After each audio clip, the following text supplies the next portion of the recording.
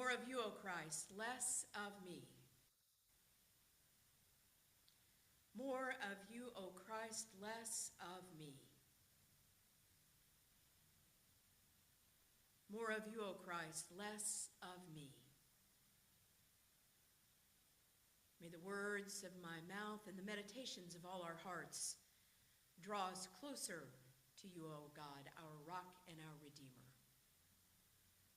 Amen.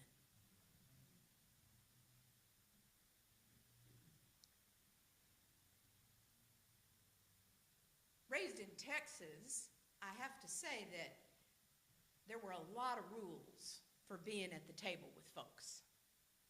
A lot of rules.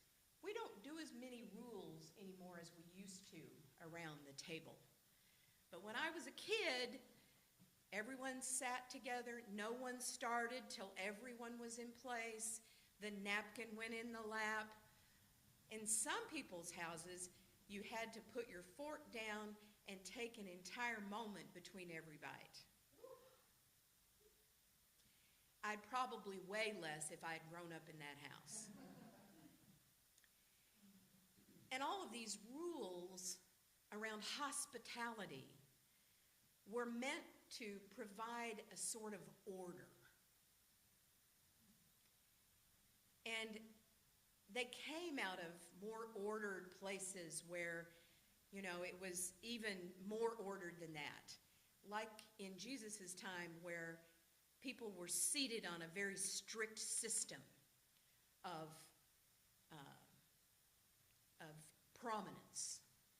And it's interesting that when you talk about the best place or the most humble seat, most of the people weren't at the table at all. And I'm not talking about the crippled and the homeless. The women weren't there. They were not at the table. They were busy serving the meal and would eat in the courtyard where all the cooking happened. And they ate after the men whatever was left over. And the children ate after them whatever was left over. So when Jesus starts talking about how the world ought to be organized and uses an example of a banquet, well, this is deep. We, of course, live in a much more casual time. It has been my experience that these days, a lot of people don't even have dining tables anymore. They just eat in front of the TV or different places, and I got no judgment for that. It's a little odd if you go to eat with them to not be able to sit around a table and look at each other, but we have relaxed a lot of that. But have we relaxed the idea that the wealthy and the prominent come first? Well, maybe we have less table manners, but less justice. Yes, women can get a seat at the table, but they may very well get just knocked down at the table. Colleen and I last night watched a documentary about Lily Ledbetter. And it was wonderful. Did you know she was a ballroom dancer?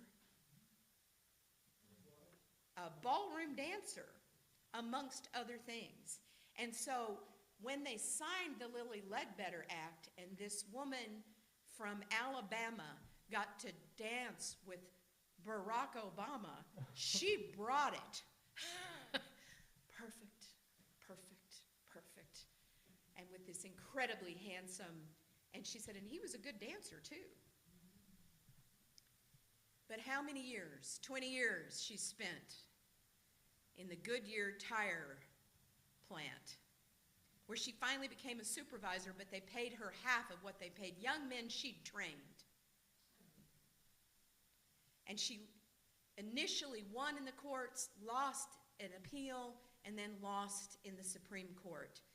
But after the 2008 election, a Democratic Congress passed the Lily Ledbetter Act, and it was the first bill that Barack Obama signed when he took office. Not an executive order, an actual bill.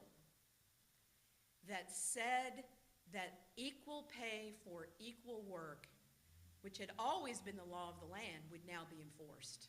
And not just for women, but for everyone.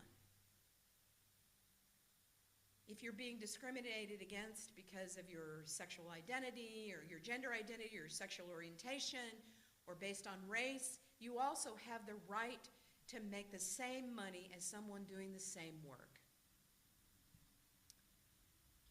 I think Jesus would like that. Lily Ledbetter was a good Baptist. And right after she took up her case and challenged Goodyear, the big employer in town, she and her husband were walking into church, and the pastor turned them away. They've been members of that church for many years. That scene just about broke my heart, because the pastor was standing outside the church with the local person running for Congress, and he didn't want to embarrass him. He didn't want to embarrass him.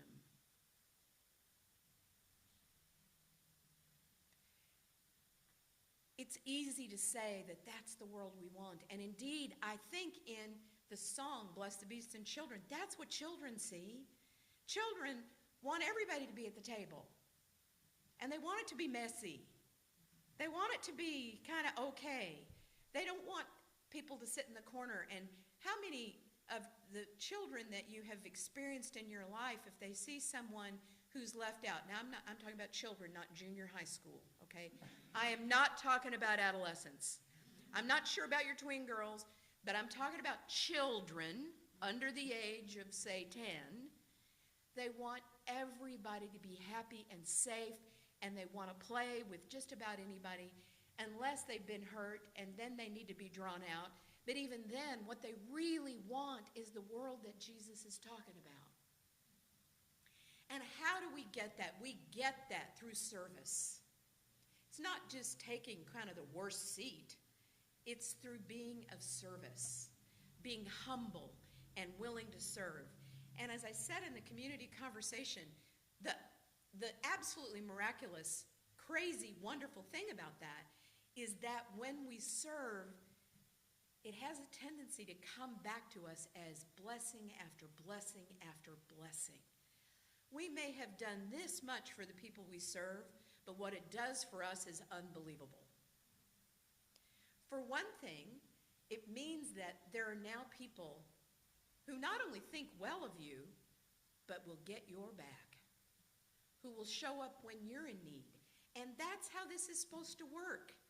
We help one another in times of need. And when our time of need comes, it gets repaid. It's a constant cycle in a healthy community of people being able to serve and be served, to be vulnerable when you're vulnerable, to get help when you need it, and to be of help to others when they need it. And that's the kind of church that we want. And we do it relatively well. But here we are in this brand new place, and our opportunity to do it for more is upon us. The table will be wider, will be longer than we've ever imagined. And that is good. That is very good. That's what the good table is. It's the messy meal shared with whoever shows up. And that we go out of our way to make room at the table for those who choose to come and those who need to come, especially those who need to come even if they don't know they need it. That's my prayer.